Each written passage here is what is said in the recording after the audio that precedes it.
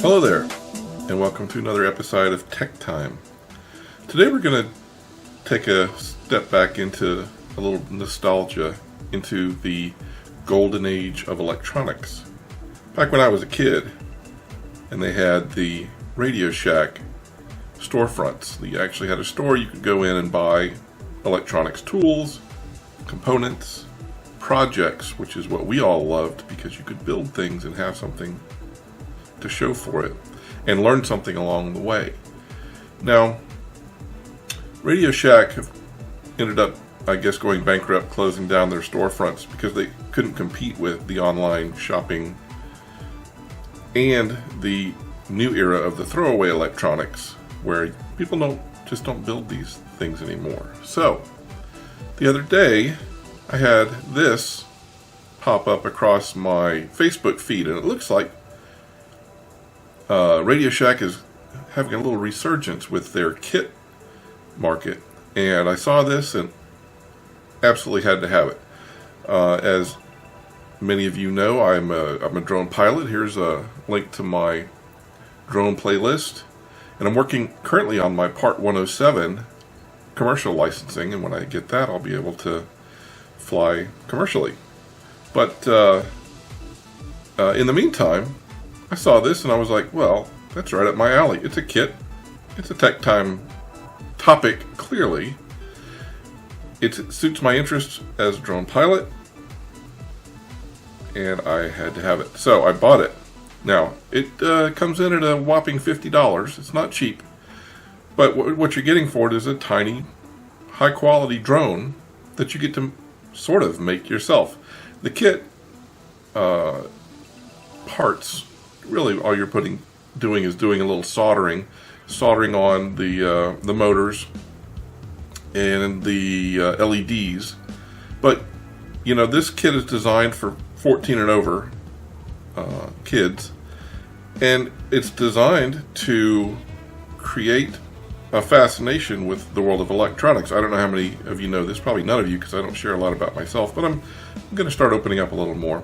My first college degree was in computer electronics, so electronics is my background. It is my foundation of the rest of my career and education. So we're going to have fun today. We're going to build this kit. We're going to fly it.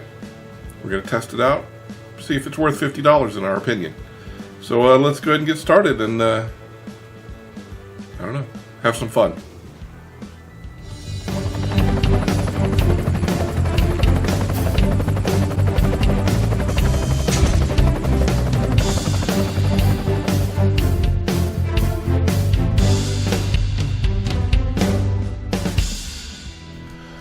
Alright, so here we are. We've made it to the workbench. We have our kit. It's all ready. Now, a few things on the kit. You'll see there's a QR code here. You can click on that and it will take you to a video that will step-by-step walk you through this process. It also comes with written instructions. We'll follow those as much as we can. But basically, it's build a drone kit. All the parts you need to build your own 4-inch quad rotor remote control drone and fly it. And break out of all the parts. There's 47 parts here. Ages 14 and over. You get the drone. You get the remote control. Let's open it up.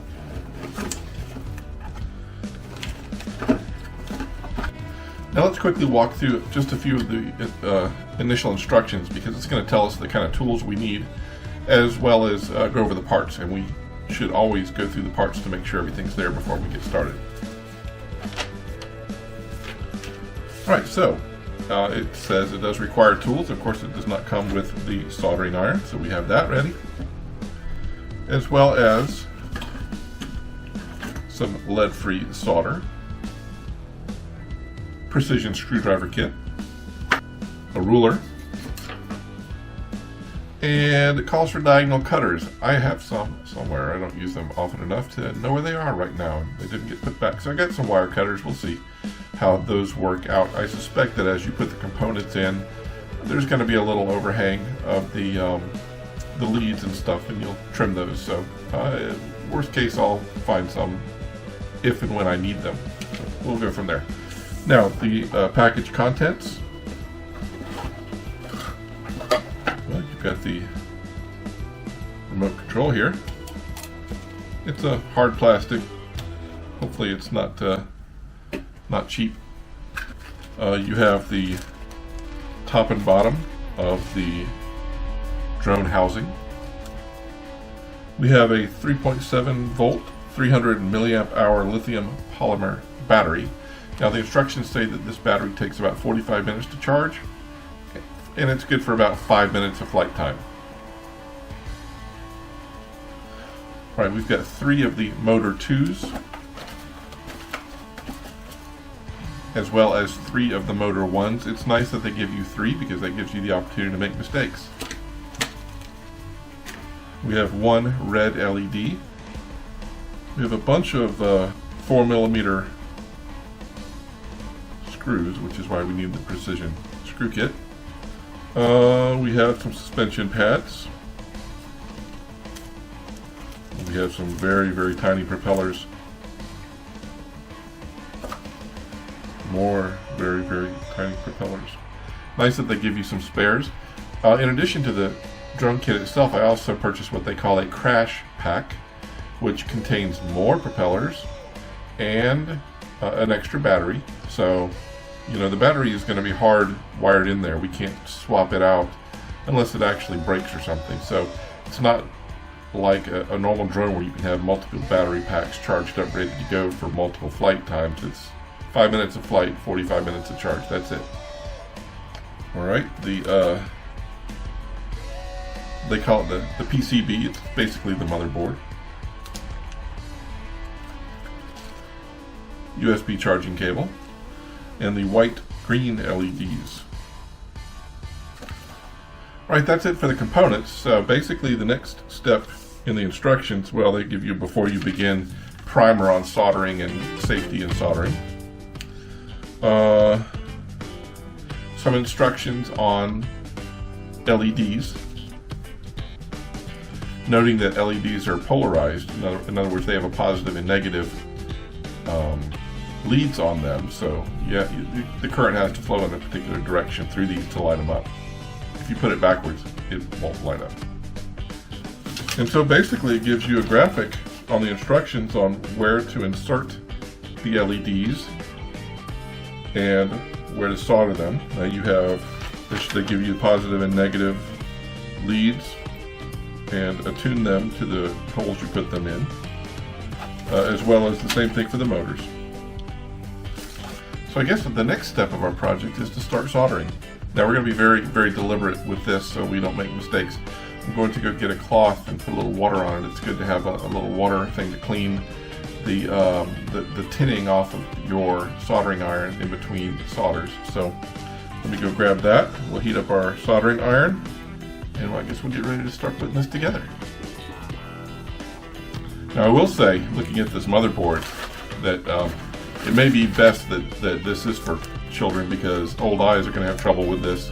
I'm going to take the PCB out of the package and show it to you, but you know, fortunately I've got a magnifying glass here in case I need to see some of the smaller things. Alright, so here's the PCB, that's the motherboard. I'm guessing this is the antenna for the transceiver, which is probably here. You have your connector for the power charger.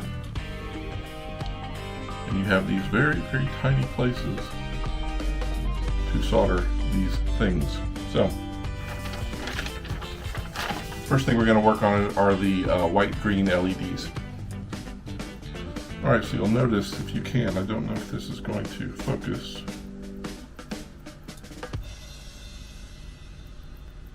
But as I said, one lead is longer than the other. And the longer lead is the positive. We have our on-off switch to orient us so that we know the proper way to put these in. And we'll basically poke the LED through with holes like that. And we'll bend it down. and then we'll solder each of those components. Now, the way you solder, for those who don't solder, is you place the soldering iron on the thing you want to put solder on, and you hold it there, and you put a little bit of solder on that and let it go. It should leave a nice little bead on there. Do a little tinning. That's what you do when you put a little bit of solder on the tip. And also make sure that you know that your soldering iron is heated up enough to melt the solder before you start actually trying to solder something.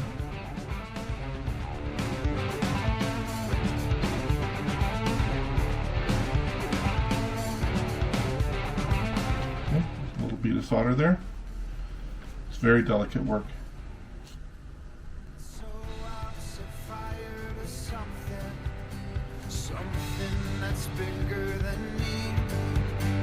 Turn up the volume, come flooding. I'm still just a drop in the sea, and I'm going. Okay, so I don't know if you can see that, but there's the first LED on there. Very delicate solder work done on a very small space. You got to be careful not to damage the board as well.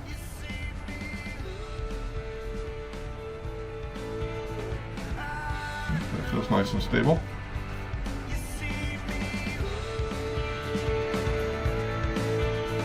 Alright, and we're going to go ahead and do the next 3 of these, again, paying very close attention to the positive and negative leads.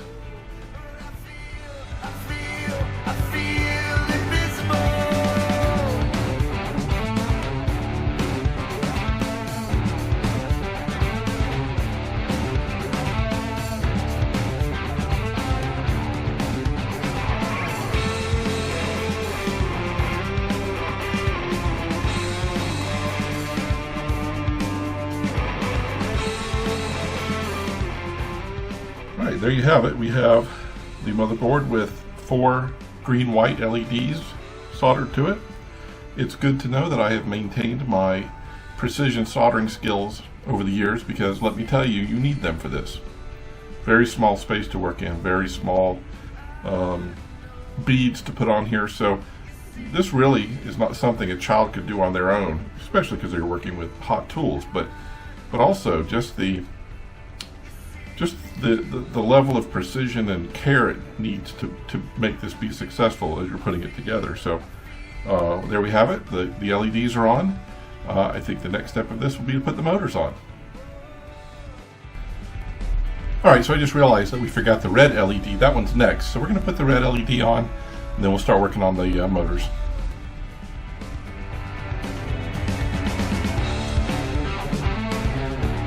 Alright, so that's all the LEDs now. Again, we have 2 types of motors. We've got motor 1 and motor 2, each with specific color-coded wires indicating positive and negative. And we have to now solder these to those little teeny tiny things right there. See that? See those little spots? That's where we have to solder those to. So again, more precision soldering, not for the faint of heart. Yeah, just gotta be super careful, that's all. Alright, so the first thing we're gonna put on is a motor 2. So let's select the motor 2. We note that the white is the positive, the black is the negative. And they're very, very tiny wires. Just need just the smallest bead of solder on those. And the target is also very, very tiny. So positive, and it's indicated on the motherboard what goes positive, what's negative. So this is a motor 2. The positive is white, the negative is black. Put the positive one on first.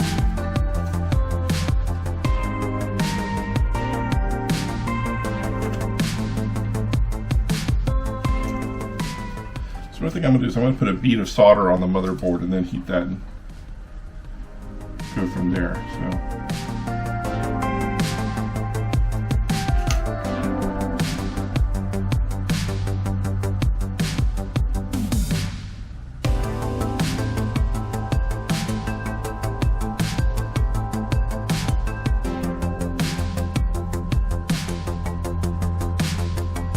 Alright, that seemed to work pretty well.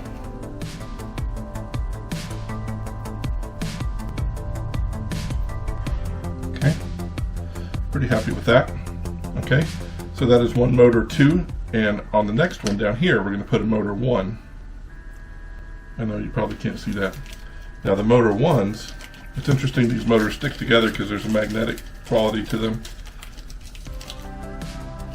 On these, the red is the positive, the black is the negative. The red, oh interesting. You say red and black, but I've got red and blue. So that's a little discrepancy with the instructions. Red and blue. Alright, well that's what we're going to do.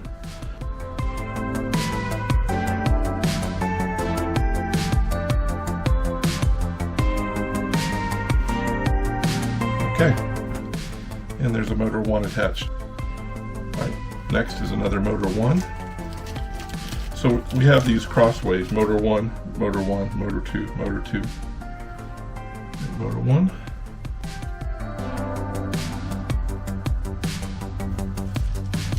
Alright, and the final motor 2.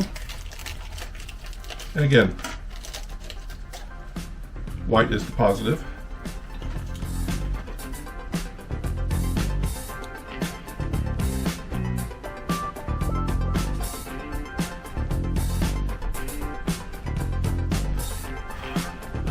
Okay. Definitely tough on the old back too. Let's go ahead and shut down our soldering iron, and that's all the soldering for this. Let's take a quick look at what we've resulted in. Alright, so what we have now is a motherboard with 4 green and white LEDs, a red LED, and these 2 motors, 4 motors, all soldered to the appropriate places. Now I'm going to say this one more time. This project is not for the faint of heart. That soldering was no joke.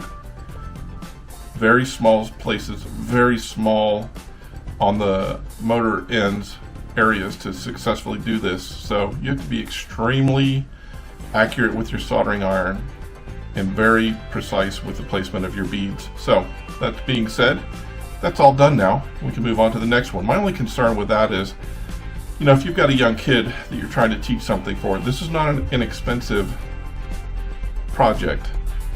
And of course you want the kid to do all the work because they're learning from it, right?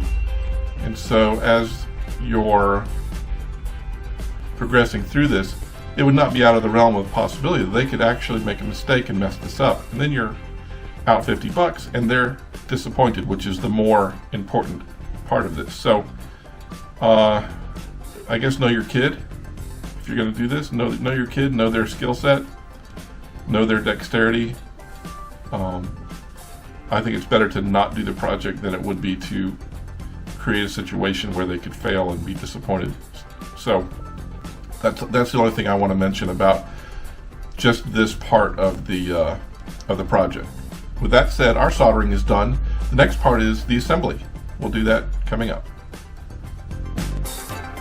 Alright, so the next step on the instructions tells us to connect the battery and turn on the PCB, the motherboard, to make sure all the LEDs are properly connected. So let's go ahead and do that. I guess it's the moment of truth for our soldering skills. Alright, here we go. Hey, look at that. Alright, we're going to go ahead and take a look now. The instructions for the assembly at this point are very marginal. So we're going to do our best to follow the instructions and put all the components together. Now there are cable or wire channels for the motor mounts, and we do have to bend the LED wires a little bit. So there's a little bit of manipulation that needs to go on to put this in place. But let's go ahead and work through it. So this is the bottom, and as you see, it's got this little chamber here. That's for the housing for the battery. Okay. Now we also have to note the front and the back. This is the front and back. This one is squared off. This one is rounded. The squared off side is where the on-off switch goes. The rounded side is where the charging port goes. Okay. So we're going to go ahead and reconnect the battery and That way we can, we don't have to worry about trying to fit wires into small places. So reconnect the battery. Okay. The battery connector side is on the bottom.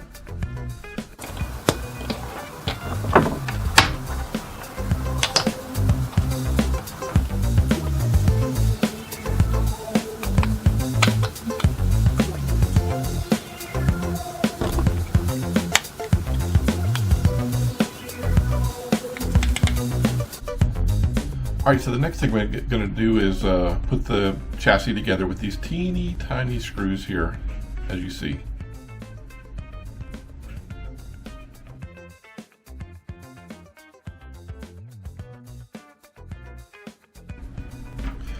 We also have these suspension pads, which act as the feet and go underneath the motors. So we'll be adding those as well to the bottom here. And they simply snap in. Alright, last thing is to put on the propellers. Let's go ahead and do that. Now we have to, again, make sure they're on the right ones. Alright, let's put them on.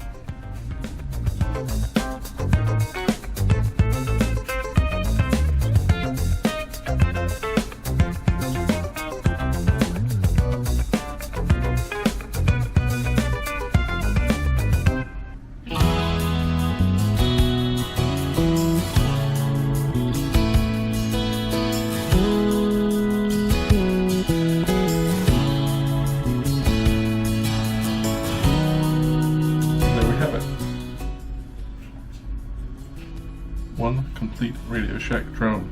The big question is, will it work? Well, we're going to find that out right now. Alright, ready?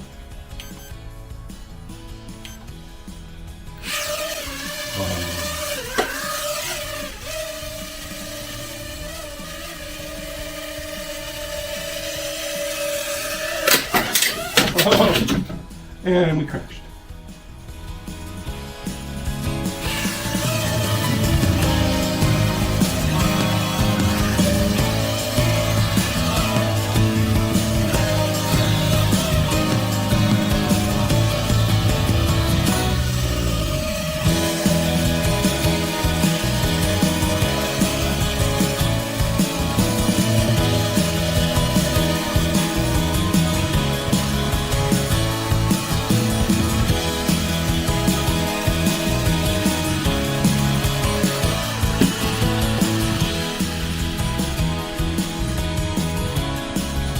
And there we have it.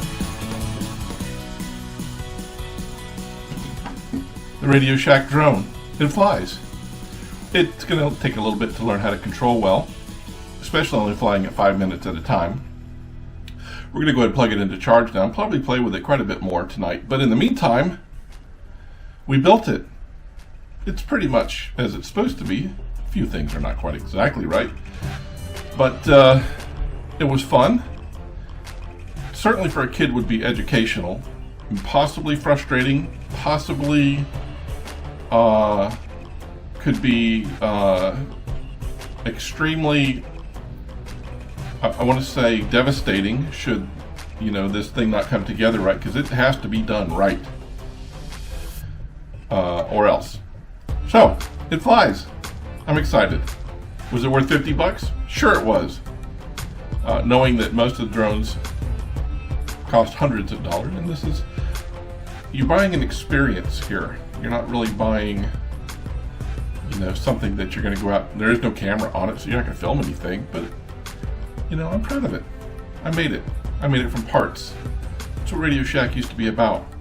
You would make things, and you were proud of them, and you learned from them.